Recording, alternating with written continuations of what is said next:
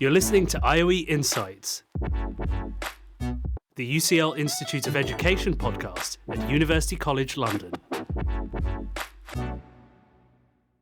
Hello, everybody. I'm really excited to welcome you to the Lived Experience of Dyscalculia podcast series. I'm Liz Herbert. I'm an associate professor in the Department of Psychology and Human Development at the UCL Institute of Education. And I'm Helen Williams, and I'm a researcher at the Institute of Education. So welcome. This podcast has been created as part of a Higher Education Innovation Fund knowledge exchange project, which is a bit of a mouthful, I have to say, in collaboration with our research partners, the Dyscalculia Network. So through in-depth conversations with adults with lived experience of dyscalculia, we've been exploring how this often misunderstood and under-researched specific learning difficulty shapes everyday life, education, emotions, and opportunities. And in this series, we really want to share the voices and insights of people whose experiences are too rarely heard, with the aim of raising awareness, challenging misconceptions, and better informing support for adults with dyscalculia. So I'm really excited to say that this is our first podcast. And in today's episode, we'll be asking the question, how does dyscalculia impact on the daily and practical challenges of everyday life? Our research has shown that many adults face significant challenges navigating everyday tasks, especially financial challenges or time management challenges, and even independent navigation. And in this conversation, we're going to be hearing directly from people with lived experience about how dyscalculia shapes practical, everyday, daily activities, how it shapes workplace experiences, and how their hopes for a society better adapted to their needs. So today we're really excited. We're so lucky. We're joined by Rose, and I'm going to get them to say a little bit more about themselves, about why they're here and what they're currently doing. So hi Rose, how are you doing today? How are you feeling? Hi Liz, thank you so much for having me. I'm really good, thank you. How are you? I'm great. It's been a long day, Rose, but I'm really excited to do this podcast. Good.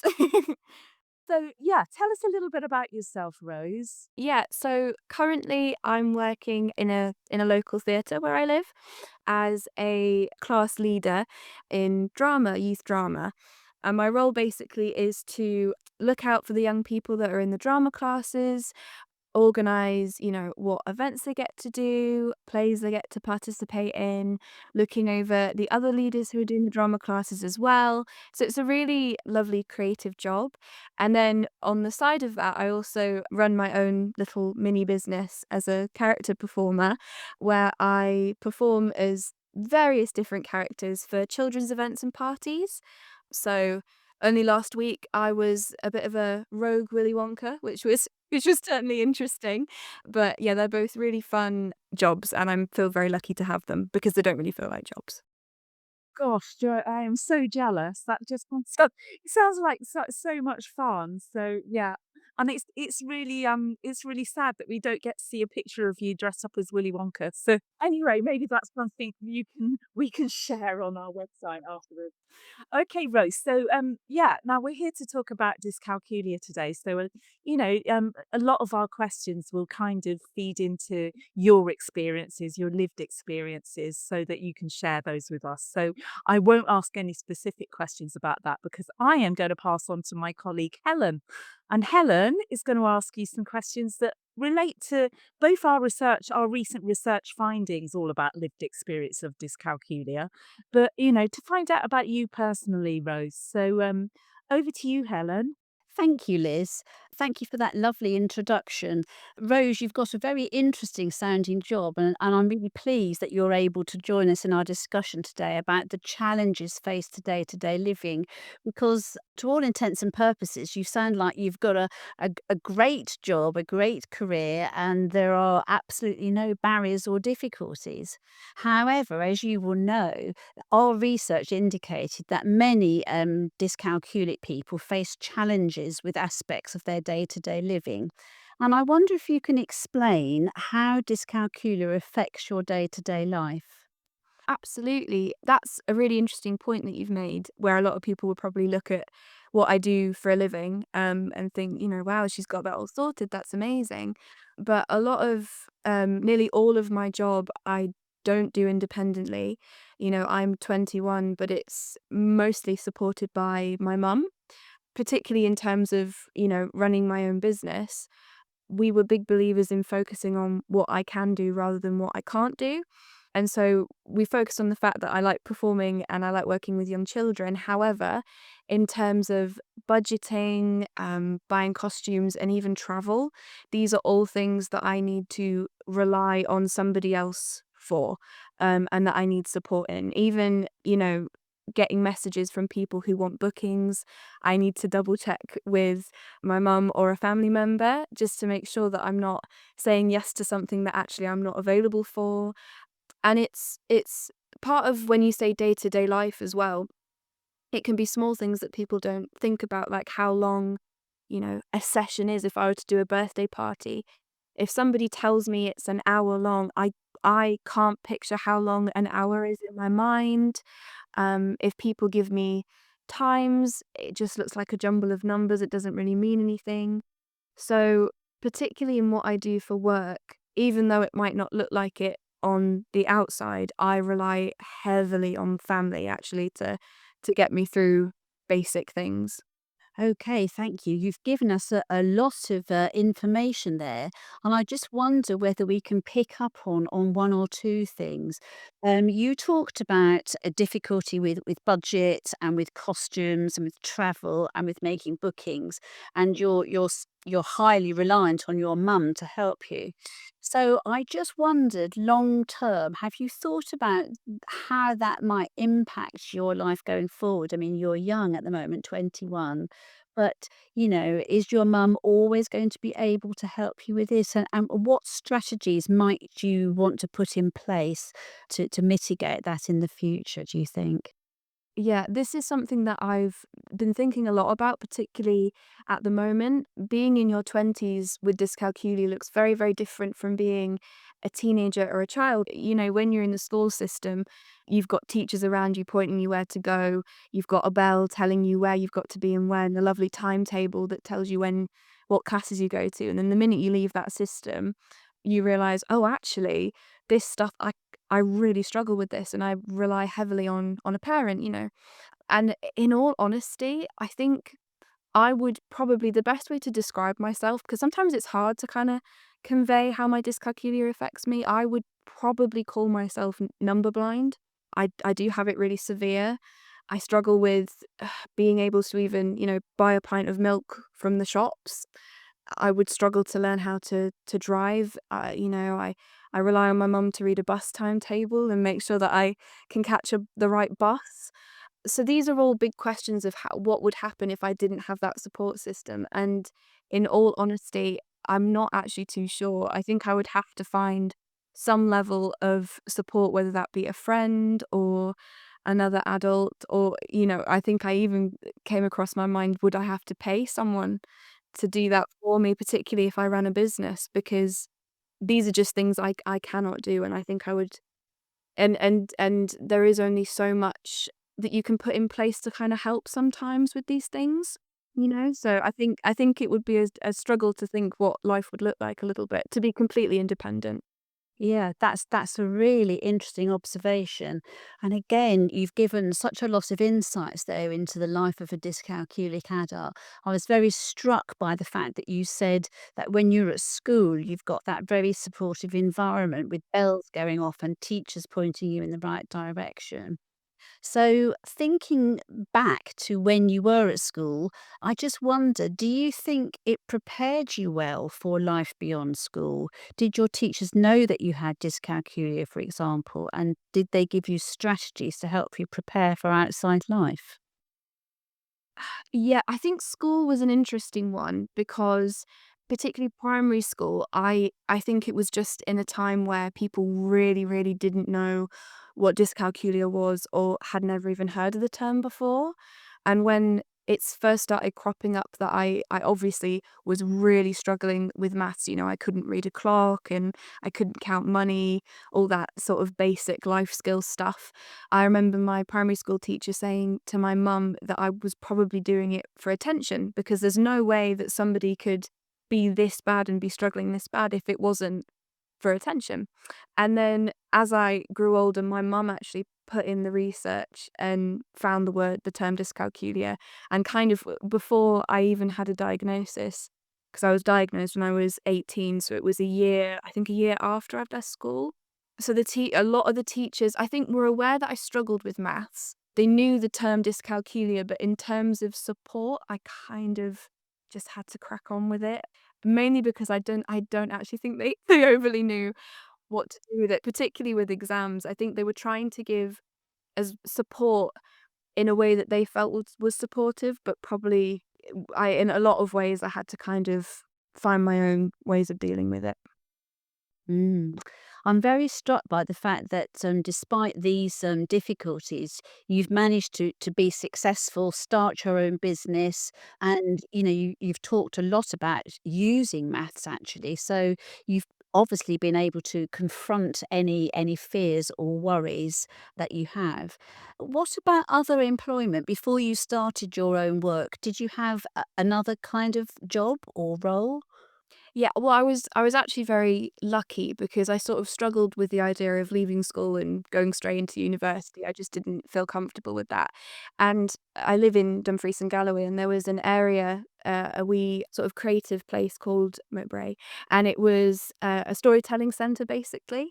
And I basically went for an interview to do that just on a whim, because quite honestly, I have a lot of support from my family, but I think even they were like, we're not quite sure what the next step is, because even, working on a reception or a till somewhere, that involves maths.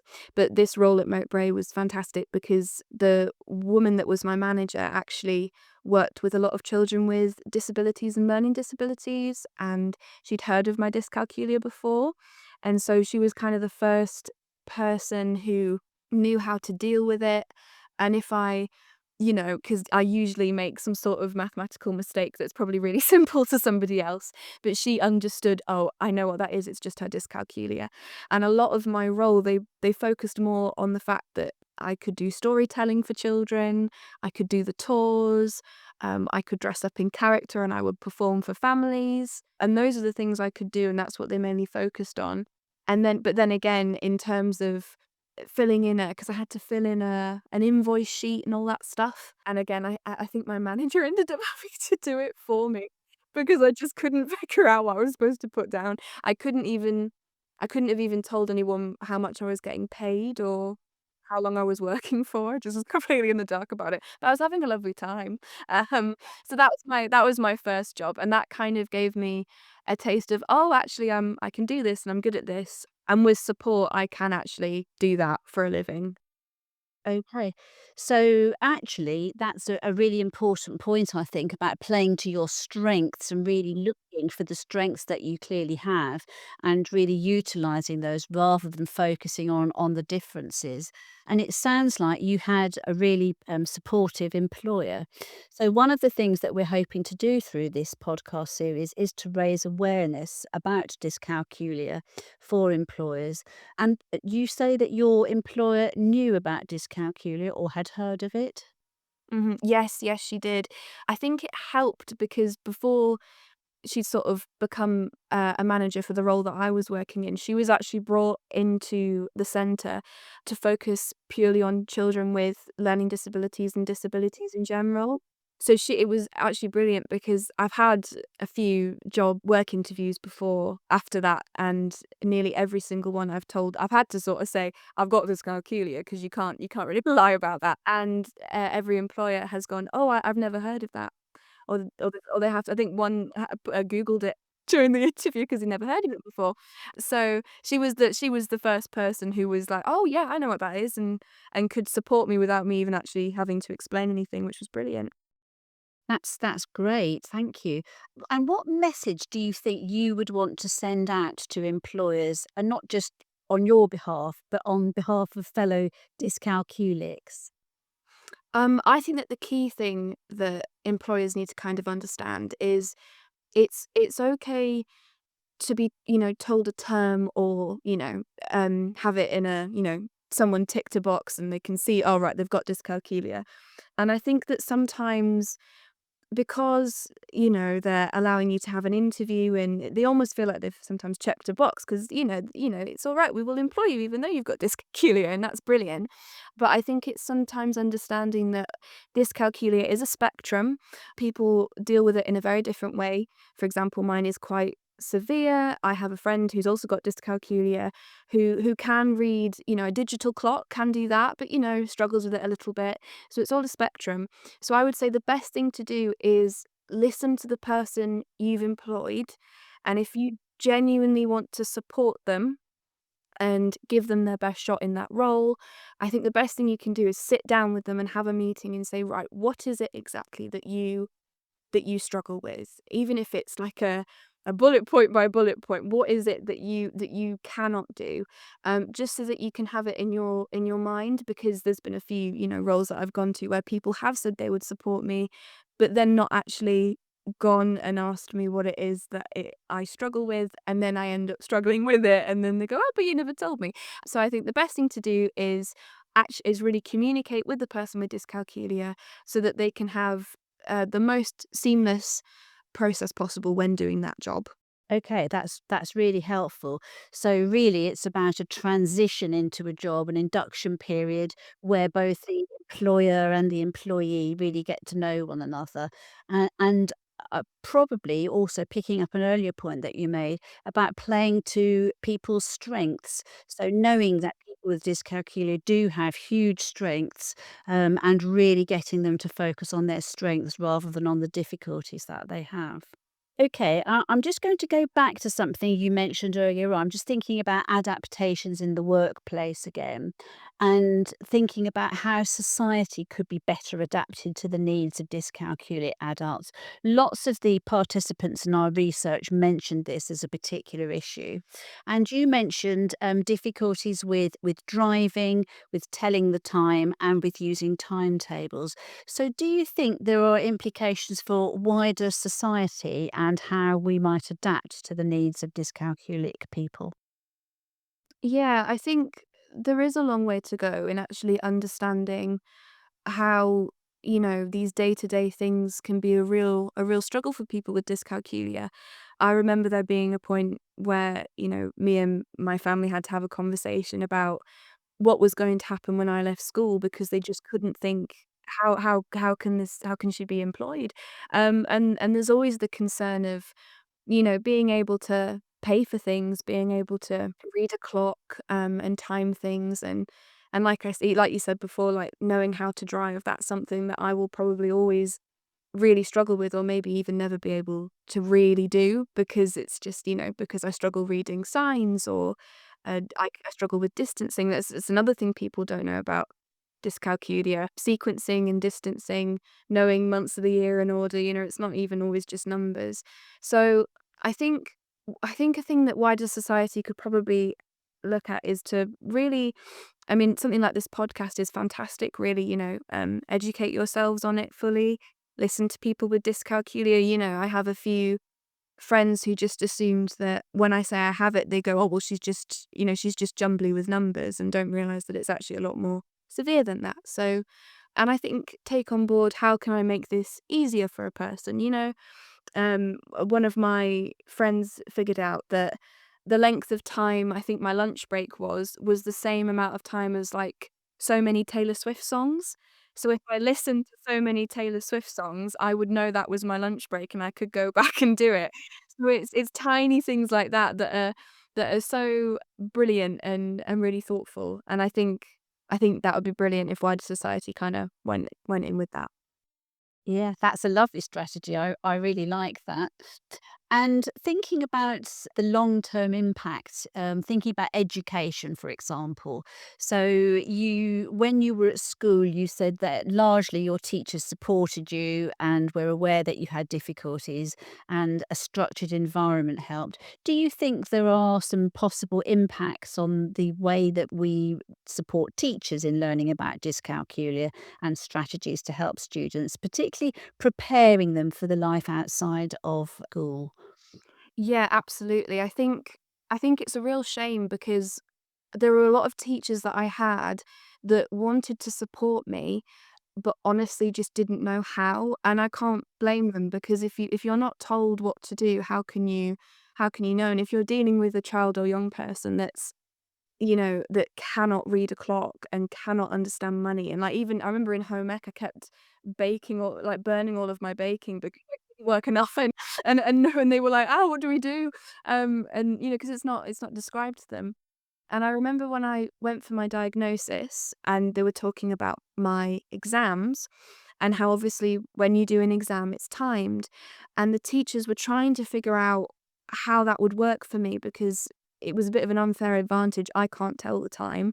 I can't measure time in my head. So if someone tells me that question, you can spend 12 minutes on that question. I don't know how long that is. So they give me, I remember they used to give me like an egg timer to kind of figure it out. Or sometimes I remember there was one technique where a teacher would come in my ear and say, "You've got 10 minutes left." But I remember thinking, "I don't know how long 10 minutes is. This doesn't help me." Um, and it wasn't their fault. So, and then later when I got my diagnosis, the woman said, "Oh, that shouldn't have happened at all. You shouldn't have had a timed exam." Like in actually, if you're diagnosed dyscalculia, your exam should not be timed at all. And the teachers didn't know that. So I think it's really important that that be something, teacher training to get them to understand it more so also that they can do their job as best they can. Yeah, thank you. We're going to pick that up in more detail in one of our later podcasts in this series. But I was just interested in your perceptions on the preparation for life outside of school, really, because again, I'm not sure that, as an ex-teacher myself, that we as a profession are necessarily very aware of it. So I was just interested in your insights there. Thank you. And is there anything else about work or the daily challenges of dyscalculia that you'd like to share with us? We're getting near the end now. So anything else that you feel you would like to share that we haven't already heard?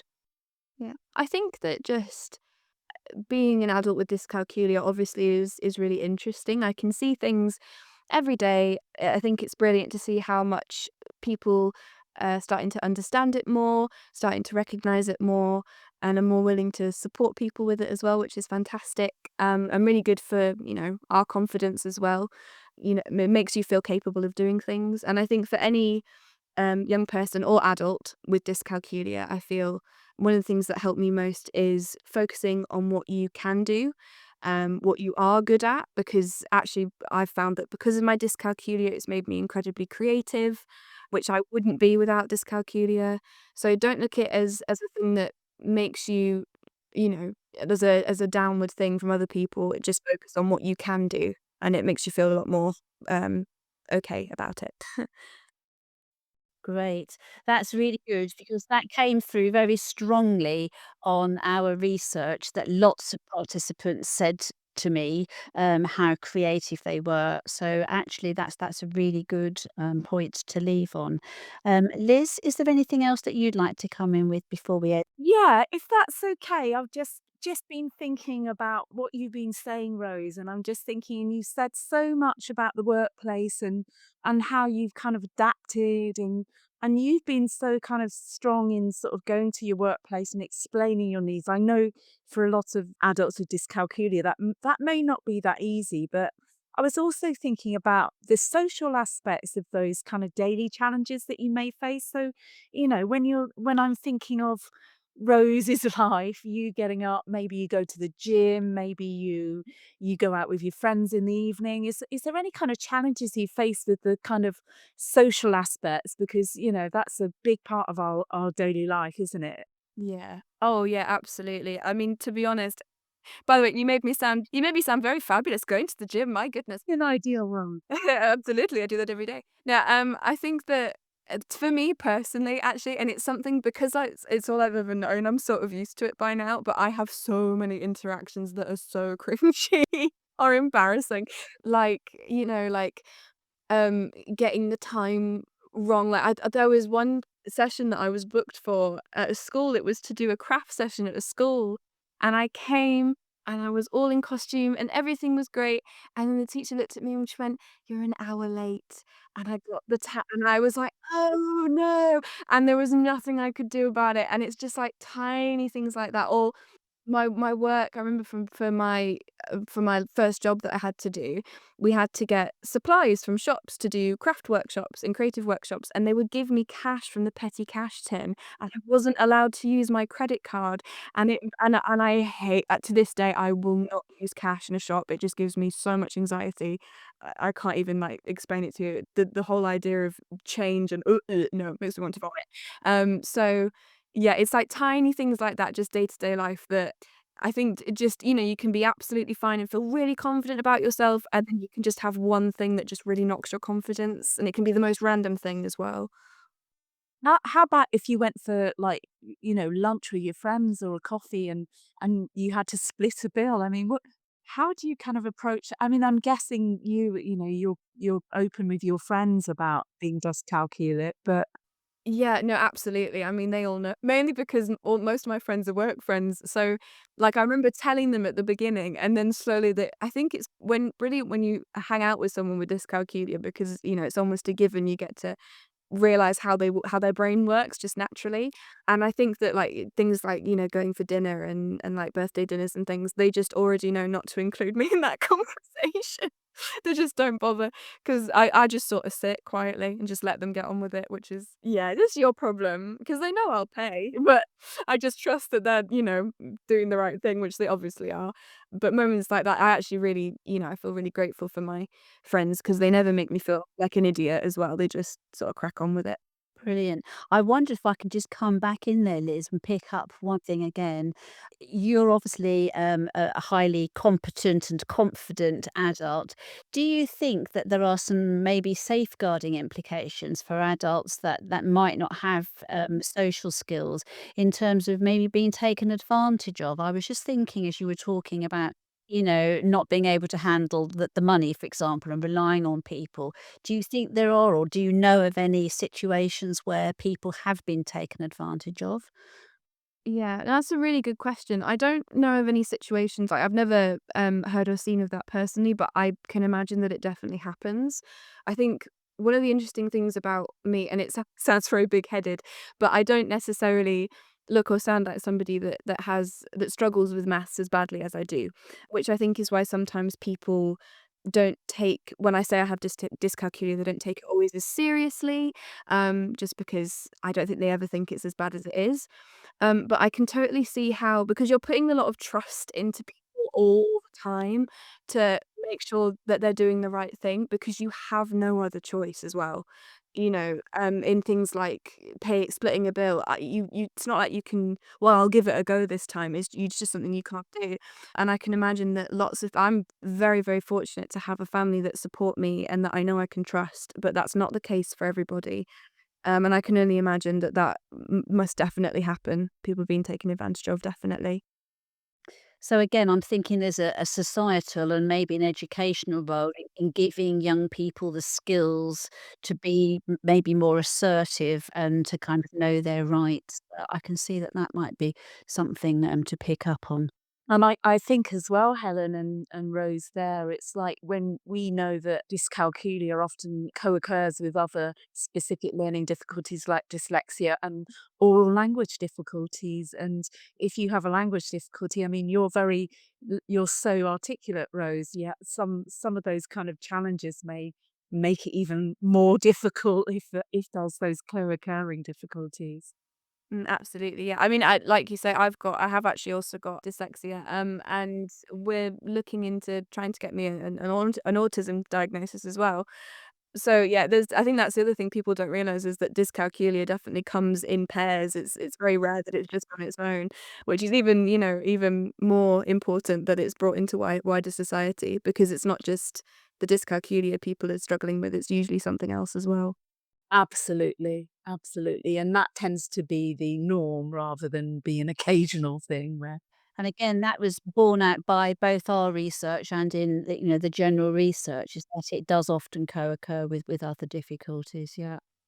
Okay, so we've been so lucky to have Rose here today, and we just want to thank you, Rose, for being so honest, so authentic, and sharing all these experiences with us. And we know not all your experiences have been easy ones, so yeah, absolutely brilliant to have you here today. And I just wanted to know if you had anything you wanted to ask us, or anything you wanted to share before we come to the end of the podcast. No, I just wanted to say thank you so much for having me. It's been amazing. I think this podcast is going to be brilliant and so interesting for other people to listen to. Yeah, and just thank you so much for having me. You're very welcome.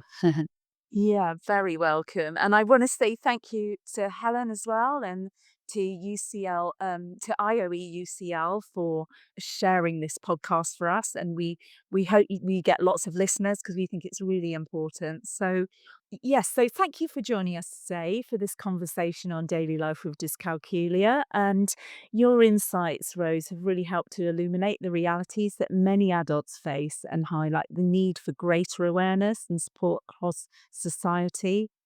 So, if anybody listening would like to know more, so do check out the links in the episode notes. If you've enjoyed this episode, do check out more podcasts from the IOE.